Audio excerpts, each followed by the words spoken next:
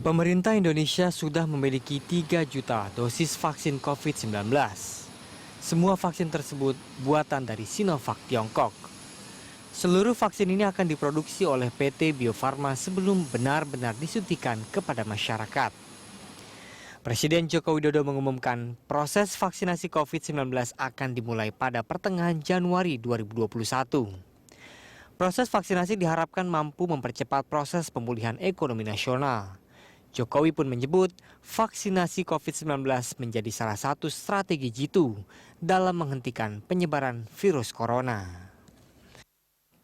Vaksinasi juga akan segera dilakukan di pertengahan Januari 2021 ini untuk mencapai herd immunity, kekebalan komunal, sehingga penyebaran COVID-19 bisa kita hentikan. Terakhir, saya minta semua warga negara masih terus harus disiplin dalam mengatasi penyebaran kasus COVID-19 ini. Sementara itu, juru bicara Kementerian Kesehatan Siti Nadia Tarmizi menyebut perlu waktu sekitar 15 bulan untuk pelaksanaan vaksinasi yang akan dilakukan secara bertahap dari Januari 2021 sampai dengan Maret 2022. Nadia mengatakan vaksinasi akan berlangsung dalam 2 periode. Periode pertama Januari sampai April 2021 dengan prioritas 1,3 juta tenaga kesehatan dan 17 juta tenaga publik. Periode kedua April 2021 sampai Maret 2022.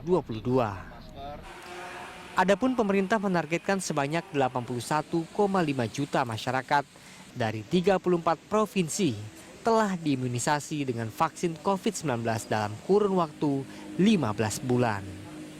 Tim Liputan, Berita 1, Jakarta. Ya, pemirsa, mulai hari Minggu kemarin, pemerintah melalui Bio Farma telah mendistribusikan vaksin COVID-19 asal Tiongkok, Sinovac, ke sejumlah provinsi. Dan tenaga kesehatan serta pelayan publik menjadi prioritas yang pertama yang akan mendapatkan vaksin ini, pemirsa.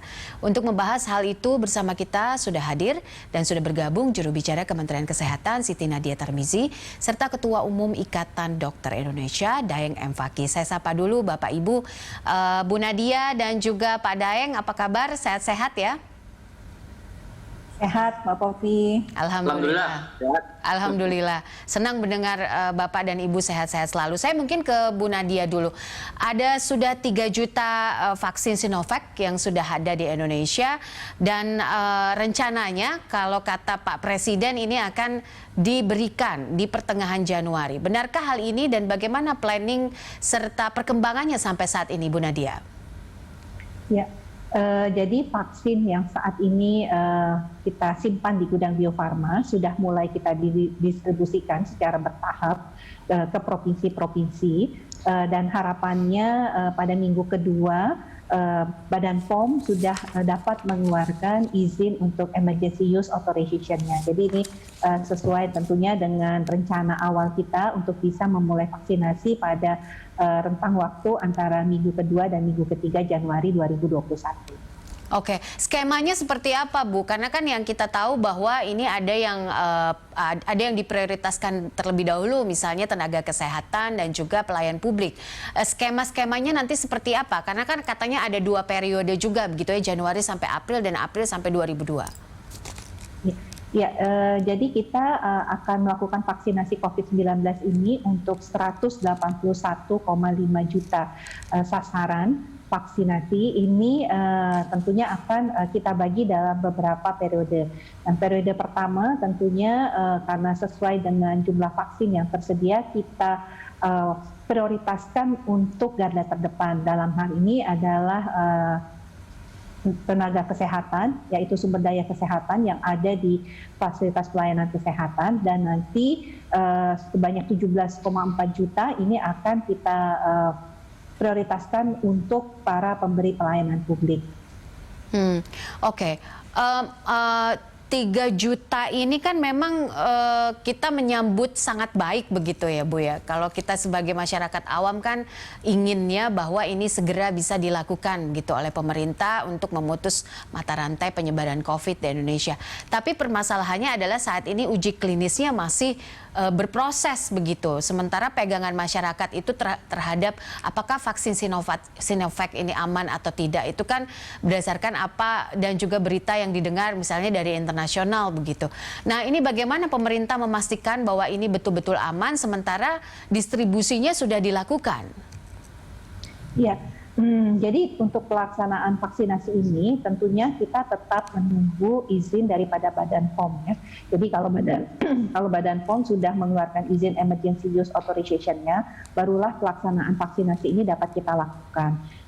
Dan mengapa kita melakukan distribusi? Karena kita tahu bahwa pelaksanaan vaksin dengan 3 juta dosis ini yang artinya akan menyasar kurang lebih 1,4 juta tenaga kesehatan ini tersebar di seluruh provinsi, di 34 provinsi, yang artinya vaksin ini juga harus terdeliver sampai dengan kecamatan-kecamatan, di mana tentunya 34 provinsi ini kan tidak semuanya memiliki transportasi yang mudah ya untuk kita melakukan pengiriman vaksin. Jadi apalagi misalnya di daerah kepulauan, kemudian di daerah yang terdalam, terluar, serta juga kalau kita melihat fasilitas pelayanan kesehatan yang ada di seperti di daerah Papua, kemudian di Maluku itu juga membutuhkan waktu sehingga tentunya secara paralel kita distribusikan vaksin ini. Bu Nadia, ini sampai hari ini update-nya vaksin ini sudah didistribusikan hingga ke 34 provinsi atau belum sampai 34 provinsi, Ibu? Kemarin secara bertahap ya, kalau kemarin baru 12 provinsi yang sudah mulai dilakukan pendistribusiannya. Diharapkan pada tanggal 7 Januari semua provinsi di gudang provinsi Dinas Kesehatan sudah menerima semua vaksin yang tentunya kita kirimkan pada tahap awal ini. Oke, baik. Saya penasaran juga untuk misalnya pengiriman vaksin atau distribusi logistik, kemudian soal penyimpanan ke daerah-daerah ini bagaimana mengantisipasinya? Karena kan yang kita dengar bahwa dia harus disimpan di tempat yang sangat khusus dengan suhu 2 hingga 8 derajat. Koreksi kalau saya salah. Ini penjelasannya seperti apa, Bu Nadia? Teknis penyimpanan, kemudian juga cara pendistribusian dan skemanya nanti yang ada di daerah. Iya, untuk Bio Farma sendiri sebagai tentunya pihak yang melakukan distribusi vaksin ini sudah menyiapkan kendaraan-kendaraan yang khusus untuk bisa vaksin ini didistribusi sampai dengan ke gudang farmasi di kabupaten maupun di provinsi. Nah, sementara di gudang provinsi dan kabupaten kota, kita itu punya yang kita sebut sebagai cold room yang memang selama ini sudah digunakan untuk menyimpan vaksin pada suhu 2-8 derajat Celcius, yang artinya memang vaksin ini adalah sebenarnya vaksin COVID ini maksud saya adalah sebenarnya sama seperti vaksin yang kita gunakan pada imunisasi rutin pada bayi dan balita. Sehingga tentunya teman-teman baik Bio Farma sendiri serta teman-teman di pengelola di Dinas Kesehatan Provinsi dan Kabupaten Kota, bahkan teman-teman di rumah sakit dan puskesmas ini sudah memiliki pengalaman untuk mengelola vaksin pada suhu 2-8 derajat Celcius sama seperti vaksin Sinovac yang saat ini kita miliki. Oke, baik. Saya ke Pak Daeng. Dokter, ini kan dapat giliran yang pertama nih, pasti sudah dapat SMS dari Nakes. Bagaimana Anda melihatnya? Tanggapan Anda soal persiapan dari pemberian vaksin ini yang katanya rencananya akan dilakukan pertengahan Januari? Ya, makasih.